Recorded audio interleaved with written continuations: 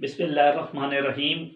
Hello बच्चों, कैसे हो आप लोग। मैं उम्मीद करता हूँ कि आप लोग खैर आफियत से होंगे।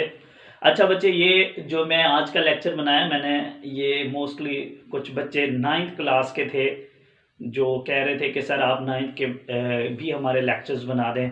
तो ये स्पेशली उन लोगों के लिए है, 9th क्लास के लिए।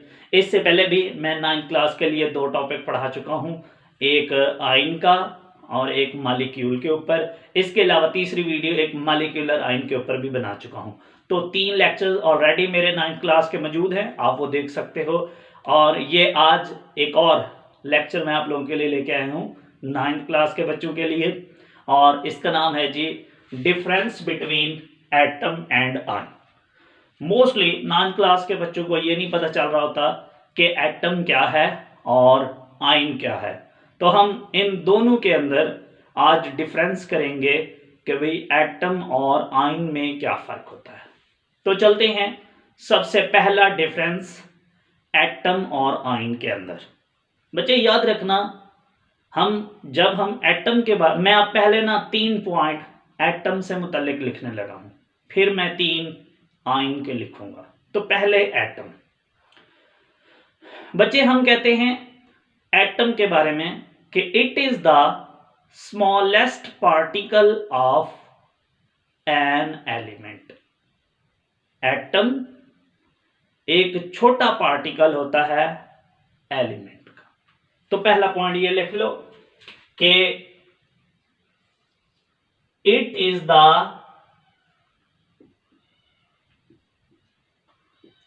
स्मॉलेस्ट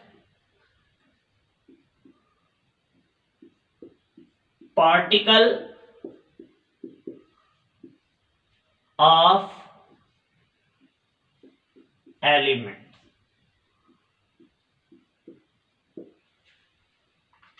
नंबर 2,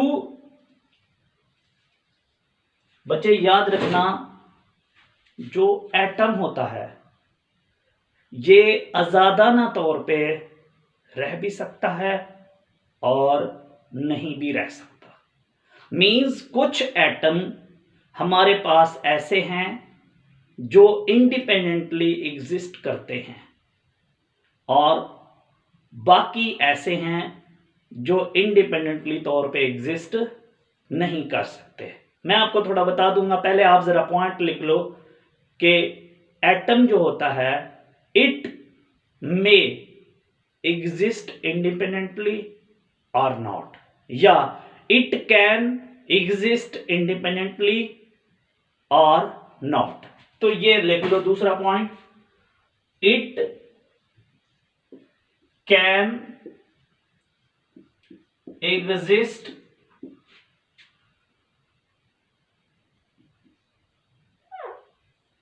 independently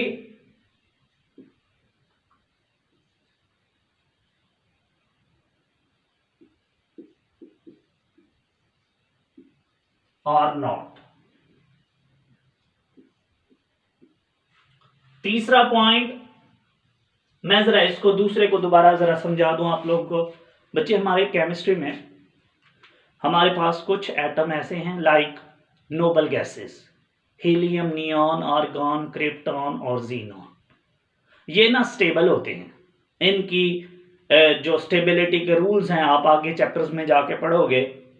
हमारे पास एक होता है डुप्लेट रूल और ऑक्टेट रूल, ये उनको फॉलो कर रहे होते हैं। इनकी जो इलेक्ट्रॉनिक कन्फिग्रेशन होती हैं वो स्टेबल होती हैं, इनको किसी के साथ मिल के रहने की ज़रूरत नहीं होती।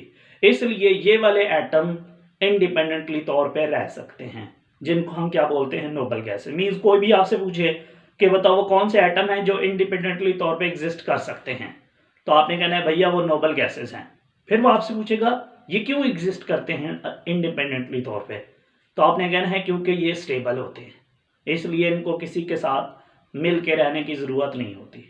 लेकिन इनके अलावा बाकी जितने भी एटम्स हैं, hydrogen, sodium, lithium, magnesium, potassium, बहुत सारे हैं, वो सारे बच्चे इंडिपेंडेंटली तौर पे एग्जिस्ट नहीं कर सकते, या वो आपस में एक दूसरे के साथ मिल के रहते हैं या किसी और के साथ मिल के रहते हैं। तो इसलिए हम कहते हैं कि जो एटम होता है ये इंडिपेंडेंटली तौर पे एग्जिस्ट कर भी सकता है और नहीं भी कर सकता। तीसरे पॉइंट पे चलते हैं। बच्चे याद रखना, जो एक एटम होता है हम बोलते हैं कि it is a neutral particle. बच्चे एक एटम जो होता है उसको ना हम न्यूट्रल पार्टिकल समझते हैं, या हम कहते हैं इट इज इलेक्ट्रिकली न्यूट्रल। तो ये लिख लो जरा, और मैं आपको वजह भी बताता हूं मैं ऐसा क्यों बोल रहा हूं। इट इज इलेक्ट्रिकली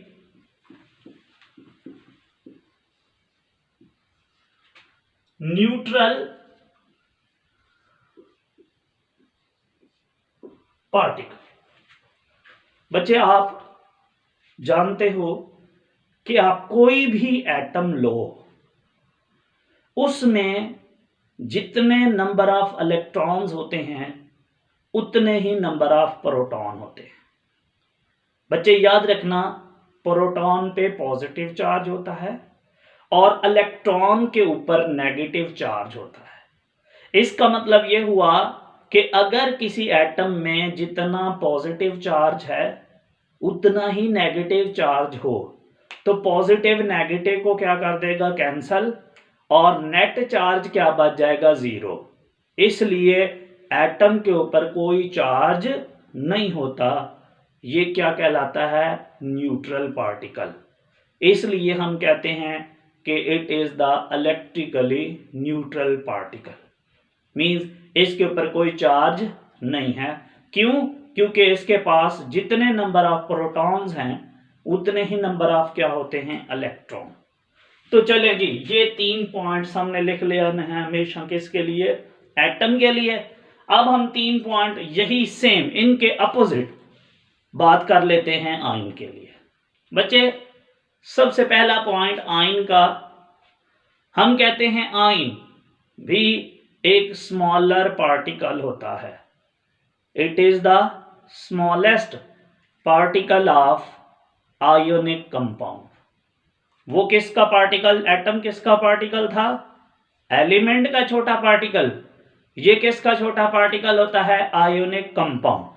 तो इसका लिख लो, it is the smallest particle of ionic compound. बच्चे इसको पूरा लिख लेना जरा, आयोनिक कंपाउंड। क्या लिखोगे, it is the smallest particle of ionic compound. ठीक हो गया। दूसरा मीन्स, पहला मैं आपको जरा समझा भी दूं। बच्चे आप कोई भी आयनिक कंपाउंड उठाओगे ना, वो हमेशा आयन से मिलके बना होता है। अब उसमें जो छोटा पार्टिकल होगा वो हमारा क्या कहलाएगा, आयन।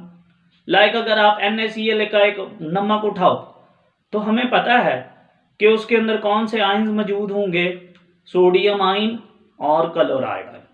मीन्स कोई भी जो आयनिक कंपाउंड होता है वो छोटे छोटे पार्टिकल से मिलके बना होता है, और उन छोटे पार्टिकल्स को हम आयन कहते हैं। ओके जी।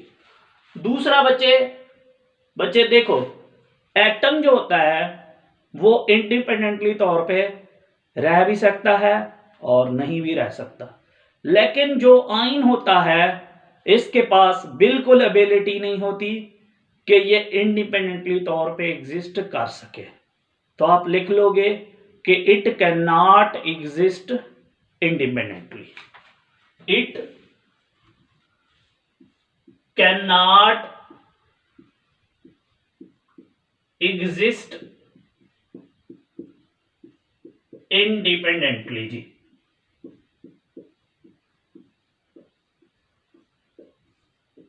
ओके जी।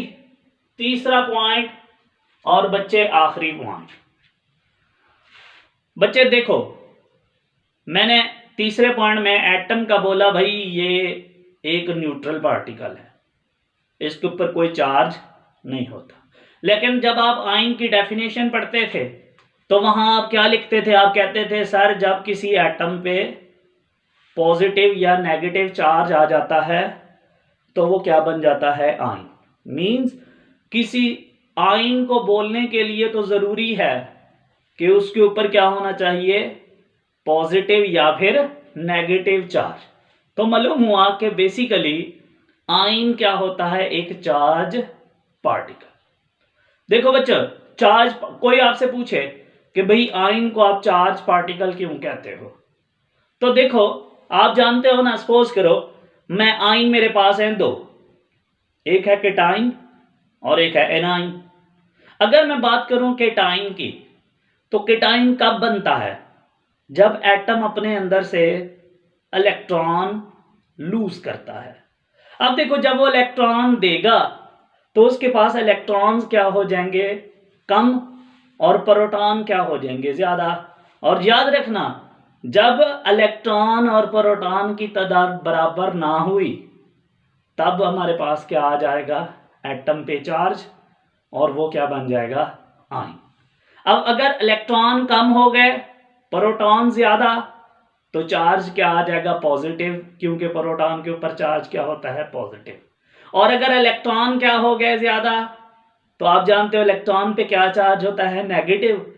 तो आयन के ऊपर, एटम के ऊपर क्या चार्ज आ जाएगा, नेगेटिव। और इस तरीके से वो भी क्या कहलाएगा, आयन।